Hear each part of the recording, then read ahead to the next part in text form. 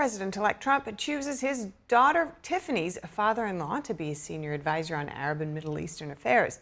To learn more about Lebanese-American businessman Massad Boulos, we speak with Bart Marcois, a former presidential campaign policy advisor and a former U.S. diplomat, among many other things. Thank you so much for joining us, Bart. What did Boulos do to help the Trump campaign among the Arab American community, including among the large Arab American population in Michigan?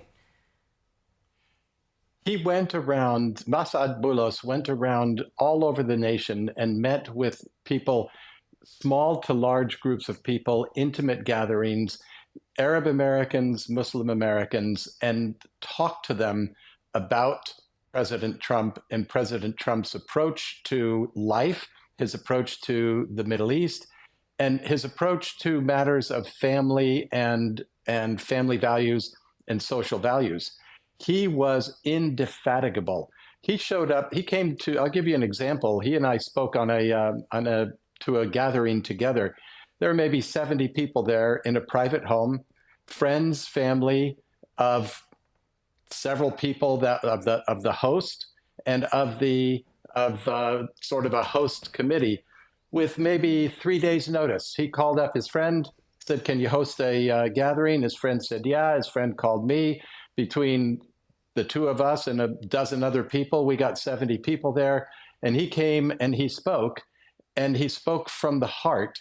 And he did this unstoppingly in not just in Michigan, but in swing states and in states anywhere there is a significant population of Muslim Americans and Arab Americans.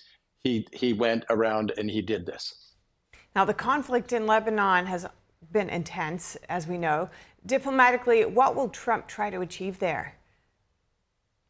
Oh, I think he'll try to achieve the same thing in Lebanon that he's trying to achieve all over the world.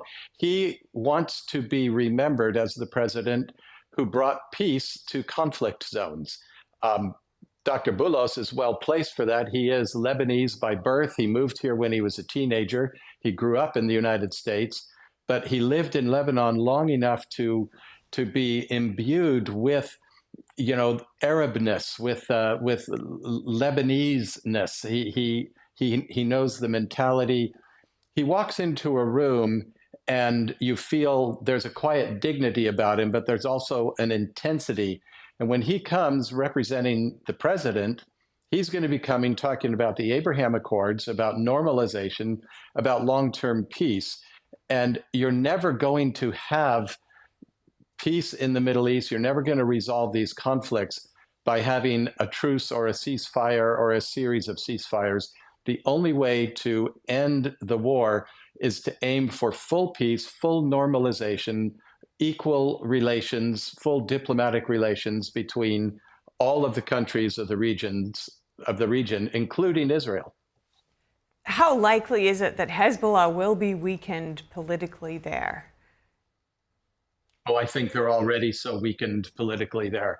The Mossad operation with the pagers and the cell phones and the walkie-talkies really devastated them. They lost their confidence. They lost their ability to communicate. And then the follow-up with the bombing campaign, Hezbollah is back on its heels, and I wouldn't say it's an exaggeration to say they're fighting for survival, but they are completely thrown off balance. That's why, for example, you're seeing the Sunni, the ISIS and Al-Qaeda people pushing into Aleppo, because Bashar al-Assad no longer has Hezbollah as his shock troops to prevent attacks like that. And so the instability in Syria is a result of the weakening of Hezbollah and the weakening of Iran, too. Without their air defenses, they know that they're vulnerable to an Israeli air attack. And yet Iran is still so active in so many regions and ways. Do you see the Trump administration trying to weaken Iran's influence, particularly in that country, in Syria? Oh, I think the administration is going to come in with a full bore, what they call a maximum pressure campaign. When Trump left office, Iran was reeling, and they were teetering on the brink of of collapse, the Iranian government. The Iranian people were celebrating that there was a chance that they actually could throw off the shackles of the mullahs and breathe free air again. I think you'll see another maximum pressure campaign of sanctions and of secondary sanctions, and everything that the Trump administration did in in its first incarnation, an increase in drilling for American energy and production of American energy to lower the cost of oil around the country, I mean, around the world, that will weaken Iran. When Iran has hundreds of billions of dollars, they spend it on making war and making war on Israel and on threatening their Sunni rivals. And if they are deprived of money because of a low price of oil, low price of energy, and if they are deprived of the ability to trade and to intimidate their neighbors, you'll see them shrink into just a regional power and not a regional superpower. Is that the deciding factor, or if not, what is the deciding factor in whether the Trump administration will succeed or fail in its efforts with Iran? You know, funnily, the deciding factor is the personal will of President Trump.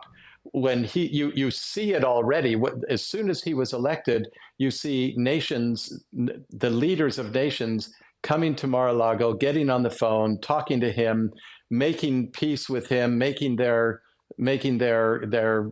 overtures to him.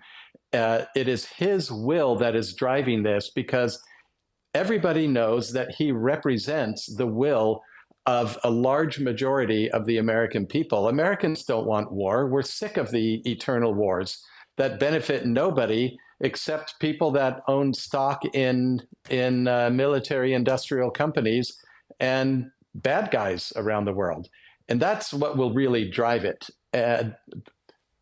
Limiting the power of Iran is a factor in it, but the real driving force is the personal will of the president. All right. Thank you so much for your insights and perspectives here, Bart Marcois. Great to speak with you. Thank you, Stephanie. Always good to see you.